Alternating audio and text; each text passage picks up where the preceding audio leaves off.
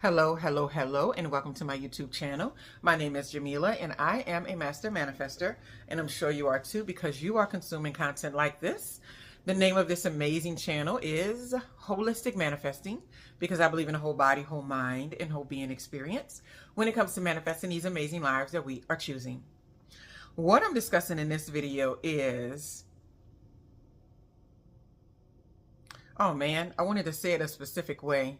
And I completely forgot the exact line I want to say. Oh, yeah.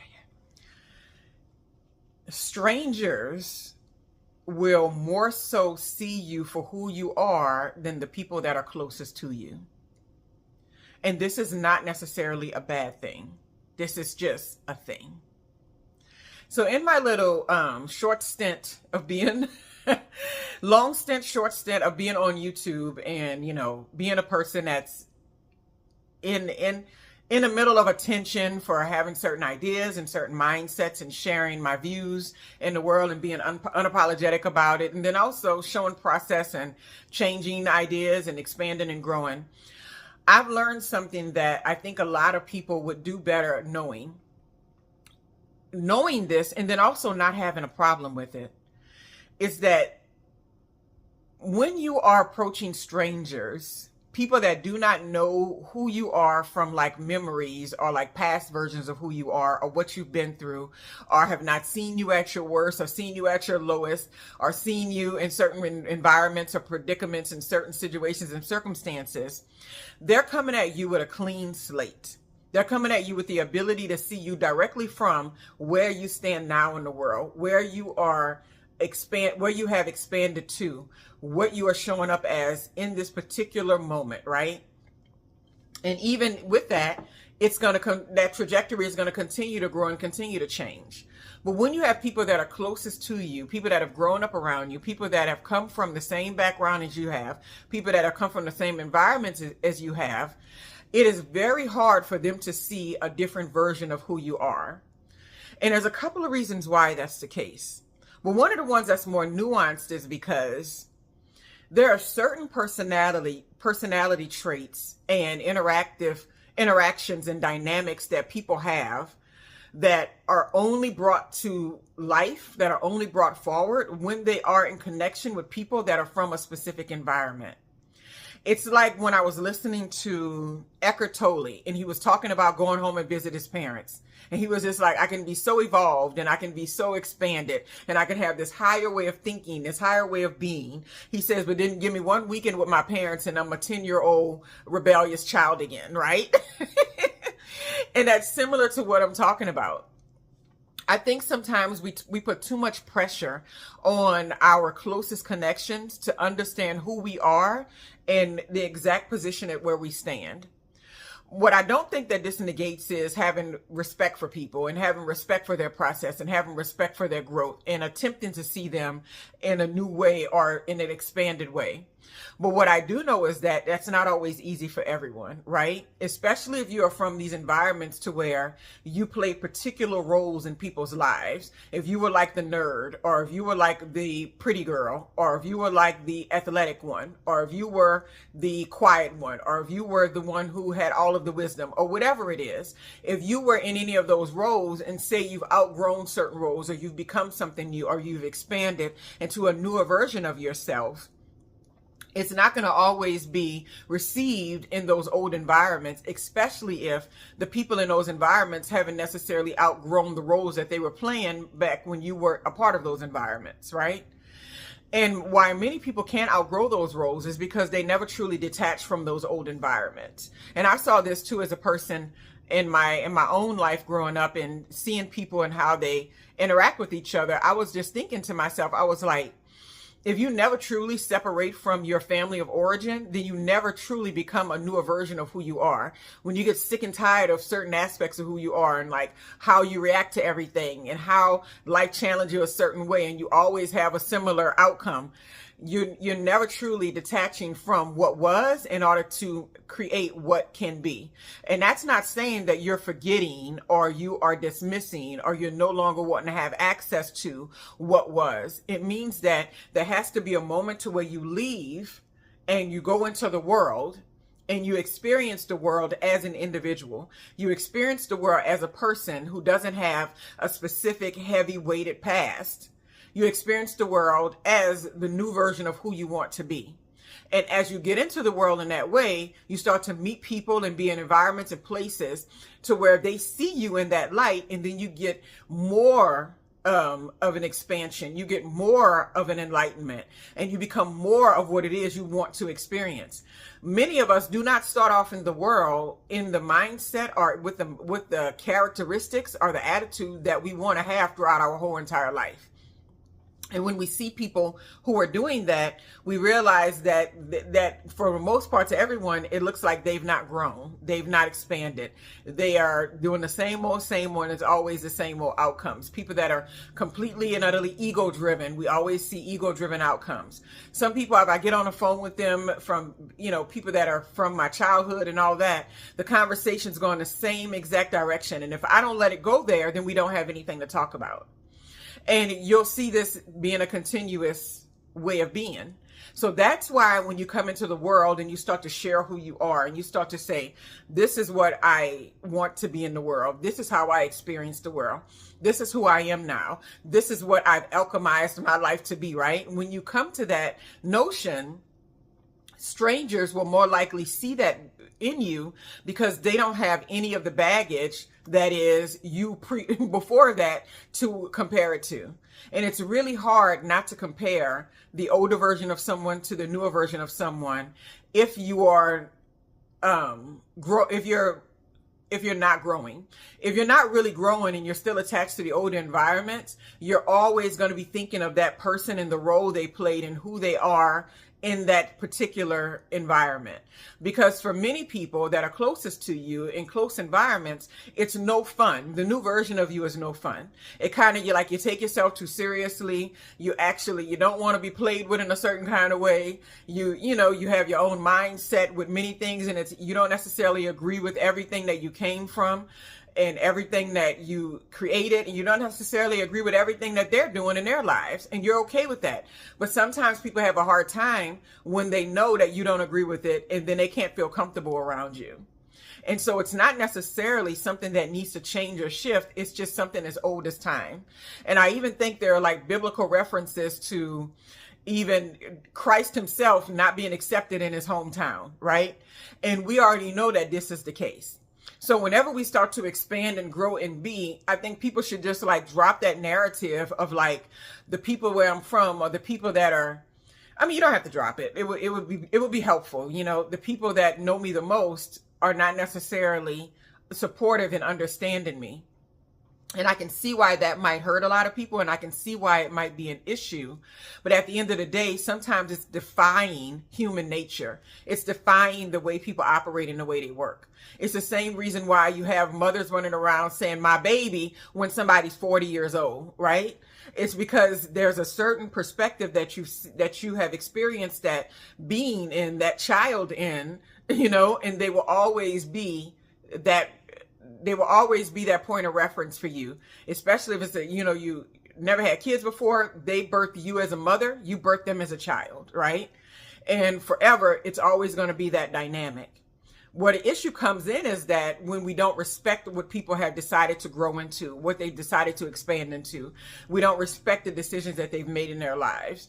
When we try to compare or compete with people just because they've chosen a different path. And I felt this in many different angles with people.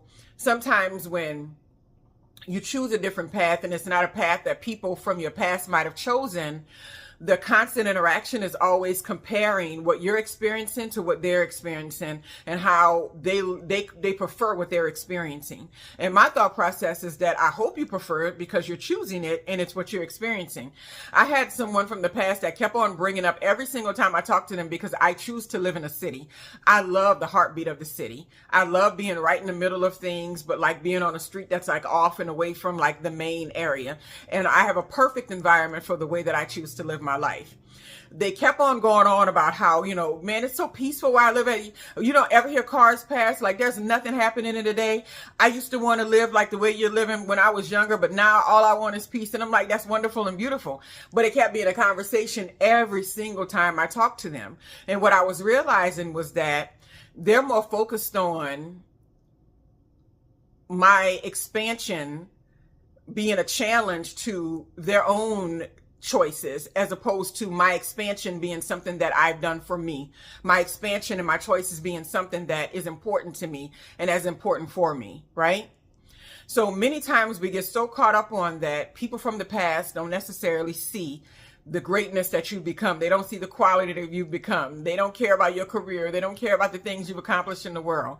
And I'm thinking to myself, like, even if those things are not how you judge me fully, they're not how you judge me completely, how can me improving myself not be something that's important to you? How can me, being able to buy the home that I want, or drive the cars that I want, or take the vacations that I want, or save the kind of money that I want, or whatever these things are, how can those things be unimportant to you when you know where we all started from? You know where it all comes from.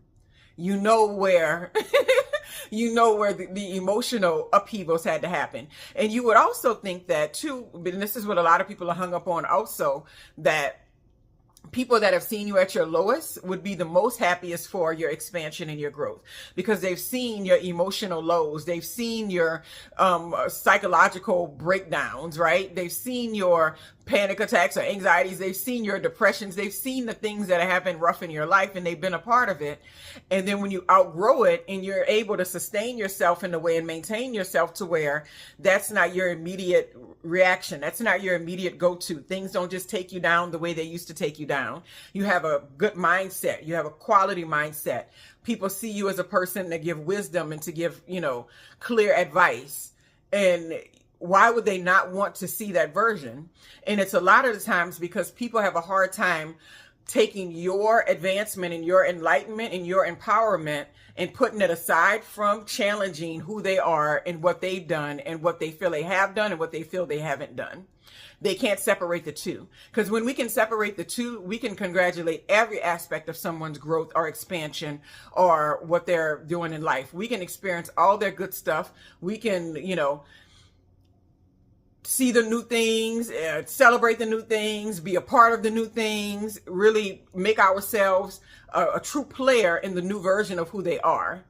We don't have a problem with that. But when people feel the need to dismiss it, and I think that's what a lot of people experience, that's when you realize, okay, I'm going to have to get a new tribe, or I'm going to have to get new connections, or I'm going to have to get a new network, right? Because those environments tend to be separate. And that's unfortunate, but it does tend to be separate at the end of the day. So this is why strangers, and especially strangers on the internet, will give more attention and time to the value that you bring into the world, the value that you have to offer. It's because they don't feel threatened for the most part by that value. Now, every now and then you get these comments and things, people saying stuff, and you're just like, the only reason why you'd say that is if you were threatened by it in some kind of way. Otherwise, you just let people be who they be. You know what I mean? But for the most part, strangers are not threatened in any kind of way, and they also don't feel a strong comparison on a personal level. And they also can see you more aspirational and inspirational as opposed to people that come from the previous environments that you were a part of, because they see you more as a peer in many areas, even if that peership, you have outgrown it in many areas of your life, and they may still be in certain areas at that certain level or of a belief state or a mindset or a way of operating that you can see more clearly because you've removed yourself from the environment. And I think we don't give enough attention to that because so many people like to hold on for dear life to the people that they are connected to, their loved ones, their children, and all that. And I understand why, and I think it's beautiful, but I'm definitely not going to ever shy away from my daughters telling me that they want to go live in another state and go become and be, and who I'm going to embrace it. And I'm going to enjoy seeing who they decide to become, in this world and what they decide to bring. And I'm never going to sit there and try to guilt them into showing up for something or being a part of something when I know that their path is not putting them in my physical space at the moment. That's not, and the thing about it is, whether it's a preference or not, on an emotional level, makes no real difference to me. What I understand is that the human process and the human growth and development and who we decide to become in the world is much more important for our happiness and our well-being than someone saying, you just need to come and sit with us and rock with us while we live our lives and we do the same thing every day. And it's like, what if they say, I don't want to do that? What if they say, I want to be somebody else? I want to show up a different way. I want to have different beliefs and different mindsets. I want to train myself in a different environment without always going against the grain of what I come from constantly. And then without always making people that where I'm from feel negative because I don't agree with everything, or I don't jive with certain things anymore, right? And so you just like, I just need a clean slate. So strangers have the ability to meet you in that clean slate.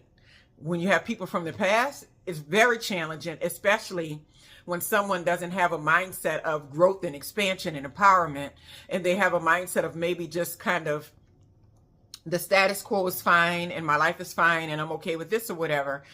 Then it's going to be very challenging for you to get them to meet you where you are. And most of the time you have to go and shrink back aspects of who you are and to kind of like walk in spaces and not be who you are fully in order to get along in those environments. And I talked about this before. I remember I did a video about holidays and showing up at family events and stuff, and just saying, like, when I walk in, I'm just there, I just turn off me. I turn off I turn off the Jameelah I've become.